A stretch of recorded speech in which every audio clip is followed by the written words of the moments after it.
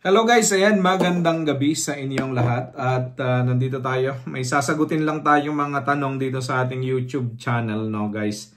Maraming salamat nga pala sa lahat ng mga sumusuporta at patuloy na nanonood dito sa ating channel. Actually guys, sobrang bilis nating dumami, no. So mula po nung nagsimula tayo dito sa mga vlogs natin o mga videos natin tungkol sa RTL, biglang dumami yung ating mga subscriber at natutuwa po ako dahil sinusuportahan niyo po yung ginagawa natin. Yan. So at natutuwa din ako dahil kahit paano yung mga videos na ginagawa natin ay nakakatulong dun sa mga kapwa natin, mga RTL racers, no? Yung mga nag-aalaga din ng mga manok na nangingitlog. Ngayon pong gabing ito, ang pag-uusapan natin is itong tanong ni actually hindi ko po makuha, user lang ang nakalagay, user something something, no. Pero ang tanong niya po is, boss, yung 500 na yung tanong niya is, boss, yung bago nyo po na 600 na RTL ay hindi na kayo gumamit ng nipple drinker at naka-open pipe na lang ang ginawa nyo. Based po ba sa experience nyo, ano po ang mas magandang gamitin sa dalawa? So, yun po ang tanong. So, sagutin natin yan pagkatapos lamang ng maigsing intro. Sandali lang po.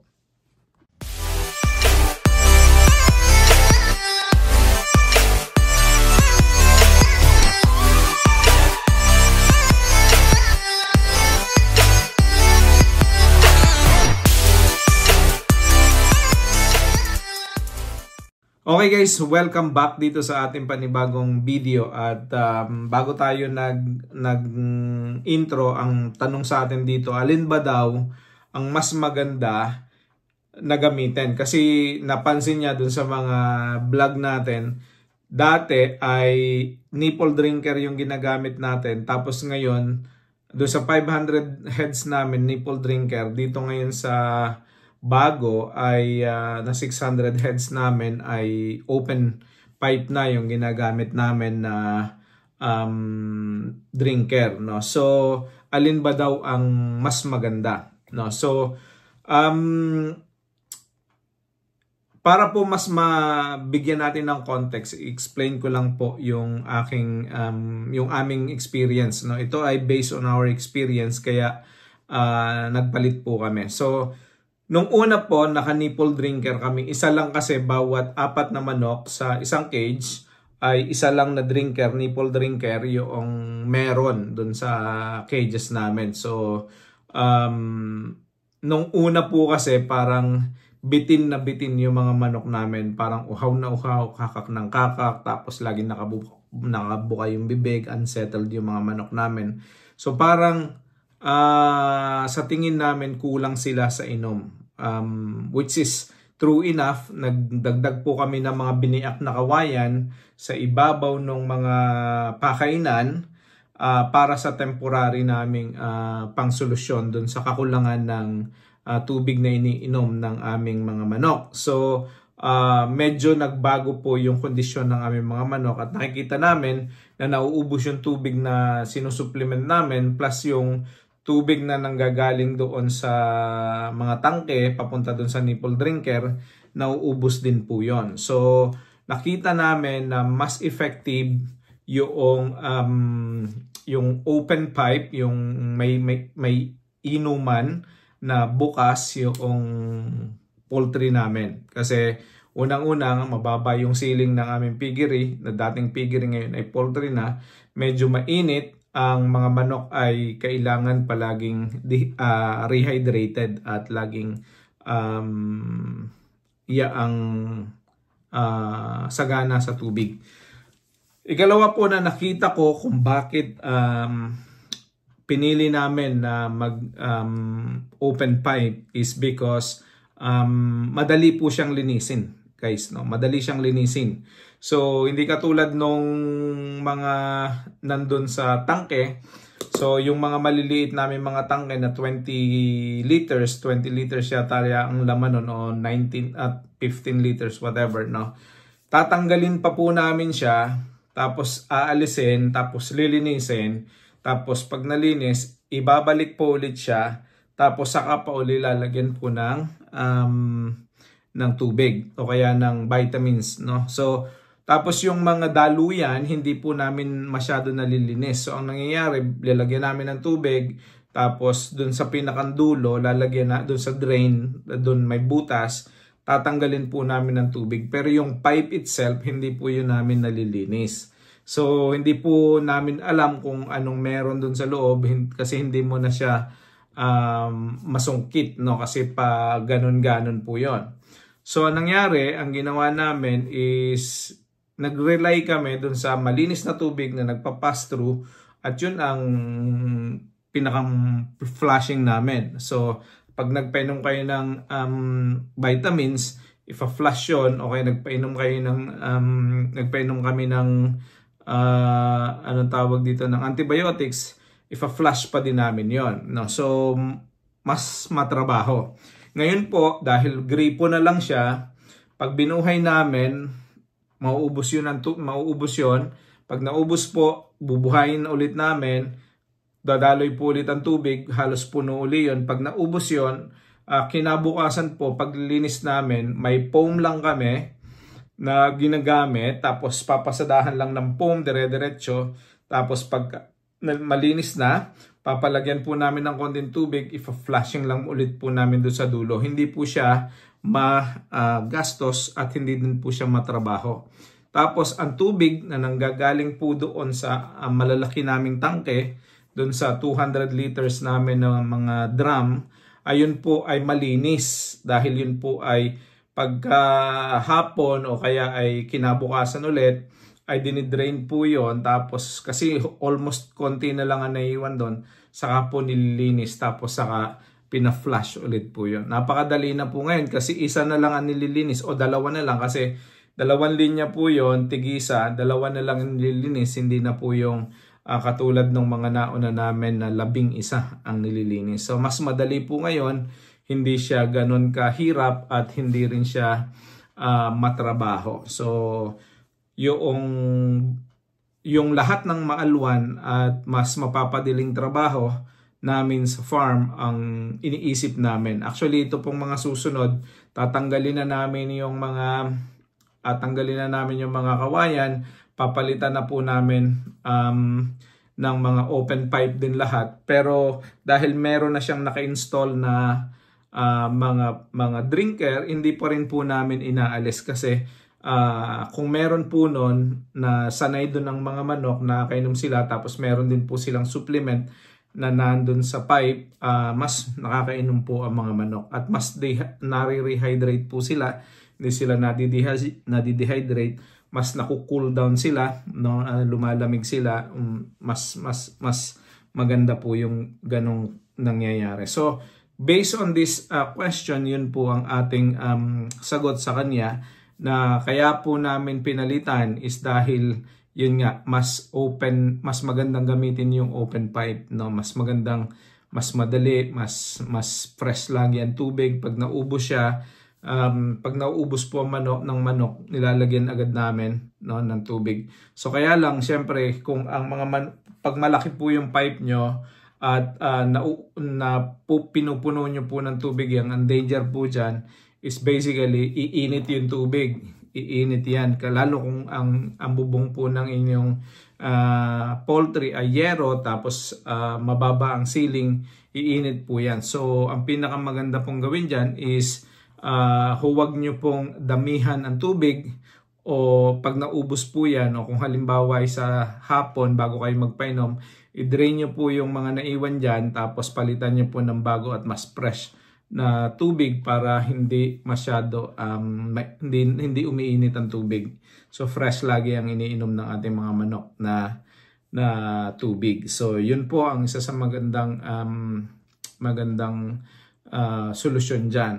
Ang isa din po sa hindi maganda dito sa open pipe, no, at nakita namin na nagiging issue is yung mga pagkain na naiiwan sa beak po dun sa tuka ng ating mga manok, lalo kung nagpapakain po kayo ng mash o kaya ay crumble, may mga naiiwan pong mga feeds sa tuka ng ating mga manok. Pag uminom po yan, naiiwan po yon dun sa ating tubig. So napaka-importante po dito na lagi ninyong nililinis at laging pinapalitan ng tubig, kasi yan pong mga yan ay yung feeds na nahuhulog sa tubig ay posibleng na mabulok at maging sanhi ng pagkakasakit, no? Kung makakain yan, may inom ng ating mga manok na merong bulok, kung hindi kayo nagpapalit ng tubig at hindi naglilinis ng painuman, ay mabubulok po yung mga feeds na yan at magiging contaminated yung tubig natin. Pag naging contaminated, magiging sanhi po yan ng sakit ng ating mga manok, which is yan po yung ayaw nating mangyari, no? So yun po ang reason bakit natin pinalitan yung ating tubig, yung ating drinkers, no? So instead na nipple drinker siya, ngayon ay open pipe na. Pero yung dati po namin na cages na mayroon ng nipple drinker, hindi na po namin inrelasyon.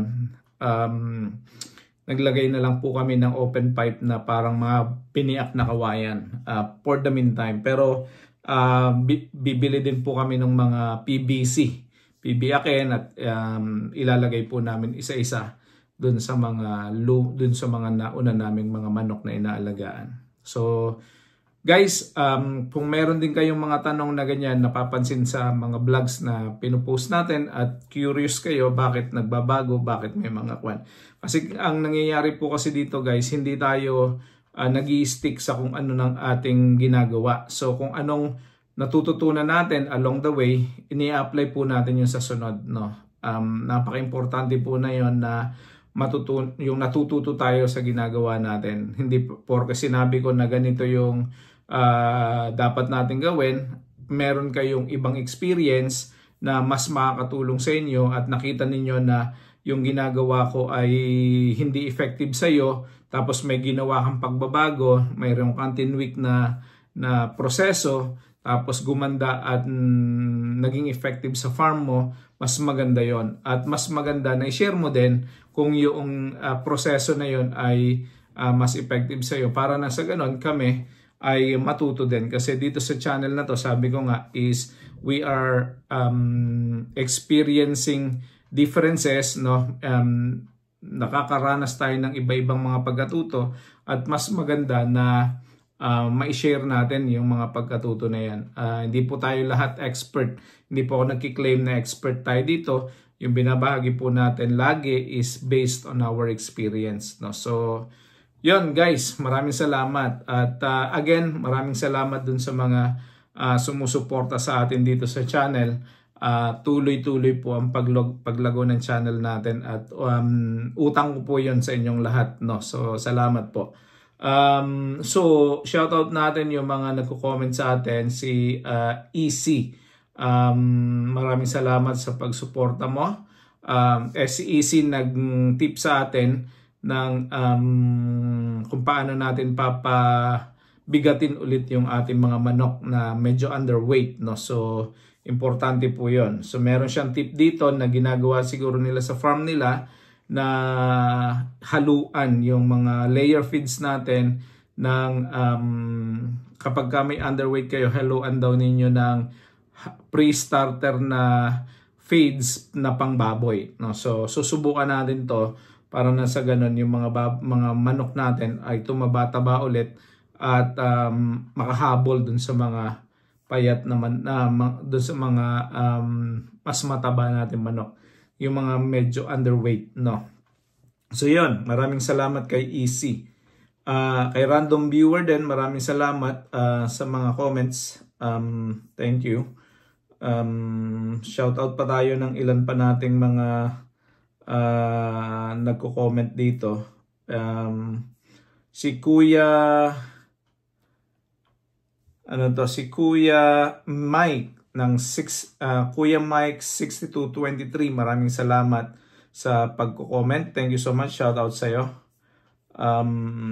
So, tingin tayo pa dito sa susunod nating mga video. Ayan. So, tingnan natin si Jennifer Vlogs. Maraming salamat, Ma'am Jennifer. Si Ronald Ryan Dayan. Ayan, Ronald Ryan Dayan. Maraming salamat sa iyong pag-comment. Sir, maganda tayong presentation at malinaw, sakto at nakukuha ko po ang details tulad kung nagbabalak na mag-RTL. Salamat. So, salamat po, Sir Ronald. Ayan. Si Edmar